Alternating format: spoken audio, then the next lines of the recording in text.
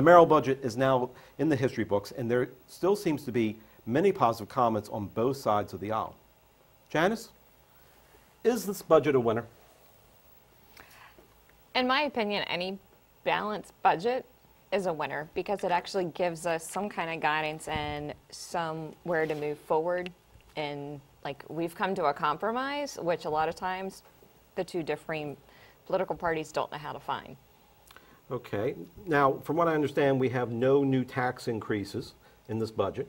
We have Governor Ehrlich used to not have tax increases, but he had increased fees. But I think Governor Hogan's budget has avoided that. Jim, do you have some thoughts on it? So my opinion is that it's a pretty good budget. I am always intrigued by the sources of revenue. Obviously, individual income taxes is a major portion of it. Sales tax is a major portion of it. Transportation revenues is a major portion of it. Higher education revenues is a major portion of it, but of course that's kind of a wash because it comes in and goes back out. But you know, one of the things that hit me was lotteries. $578 million. You got to play to win. And you got to play to win, lose too, obviously. That's what they count on.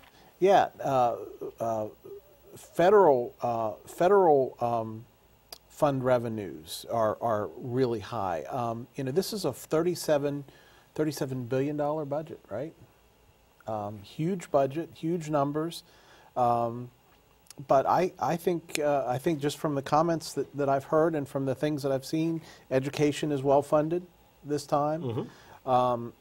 You know, transportation, of course, that's all going to happen in the city. We're not going to see a dime of that. Although we're going to talk about Southern Boulevard at some point becoming a reality. But I like it. Okay, so Governor Hogan's popularity rate's at 70%. Do you see this being another shot in the arm? And what about the Democrats who seem to be sort of working with Governor Hogan in Annapolis, which is kind of unique for a Republican governor in Maryland? Janice, thoughts? I'm back to the fact of when people can actually collaborate and get along, we can get something done. So, you know, we've had reduction in fees, we have no new taxes. You know, from the constituent standpoint, that's a good thing. Mm-hmm. So if they can actually work on learning to cooperate in order to get things done that improve things around the state. And maybe that'll happen at the federal level. Wouldn't that be nice?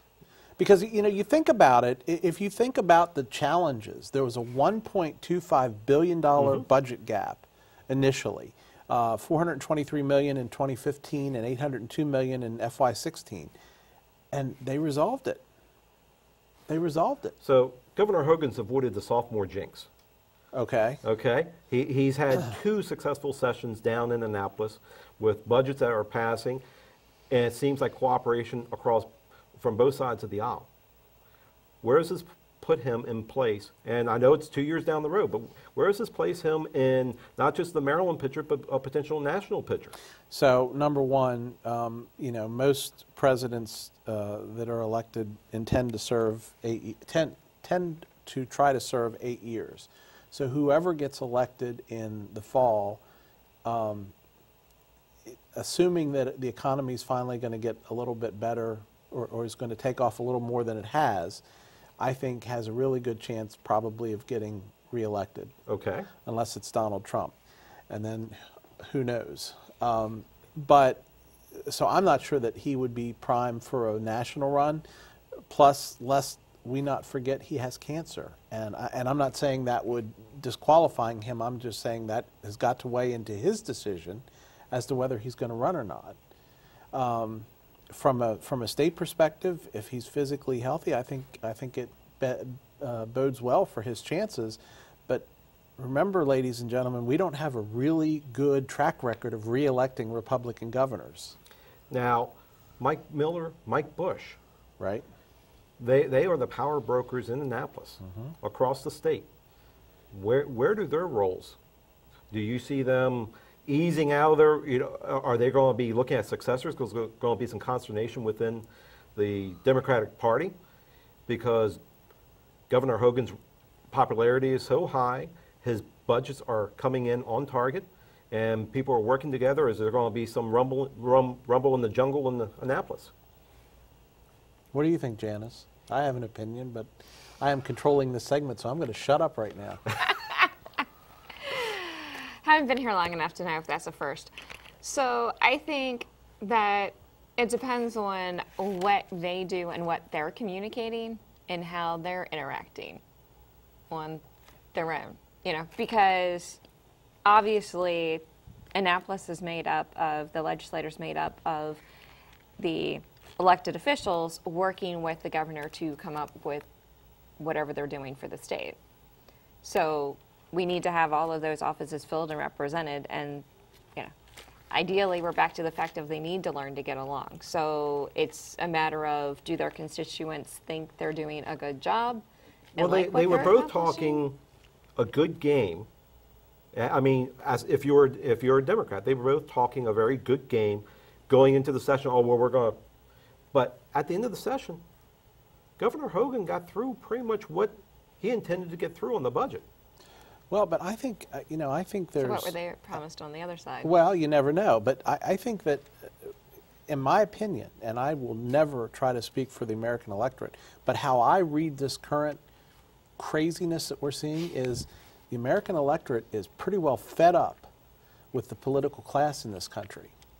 And, the vocal minorities on either side, that being the far left or the far right, quite frankly, have had the microphone way too long. And I think the people in the center who, Preach. let the truth be told, far outnumber the people on the fringe, are ready to take the damn mic back. I think at the end of the day, what it's really about is the fact that we're Americans. We're Marylanders. It's not the fact that you're a Democrat or a Republican. It's the fact that, okay, what's best for the state, what's best for the country? And that's what we really need to get back to, of it's not about the party, it's about what do we need to do to make things better for each of us. Well, I think the governor's done a good job. I think he deserves kudos for that. And on that, I'm going to leave that as the last word. Up next is the Fast Five, 3 panelists, 5 topics, 6 minutes. Stay with us here on the Flip Side.